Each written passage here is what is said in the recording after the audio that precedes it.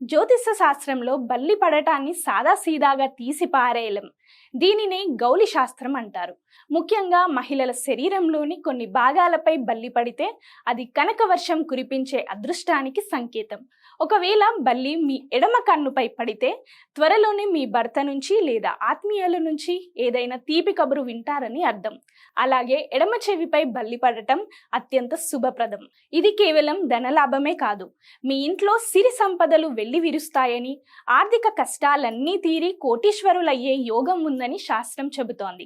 కేవలం తల భాగమే కాదు, ఎడమ పాదంపై బల్లి పడితే మీరు త్వరలోనే కొత్త వస్తువులు లేదా విలువైన స్థిరాస్తులు కొనుగోలు చేస్తారని నమ్మకం. ఇక కుడి చెంపపై బల్లి పడితే అదృష్టంతో పాటు సంతాన యోగం, ముఖ్యంగా మగ శిశువు జన్మించే అవకాశం ఉందట. ఒకవేళ కింది పెదవిపై బల్లి పడితే మీరు ఎప్పటి నుంచో అనుకుంటున్న కొత్త వస్తువులను సొంతం చేసుకుంటారు.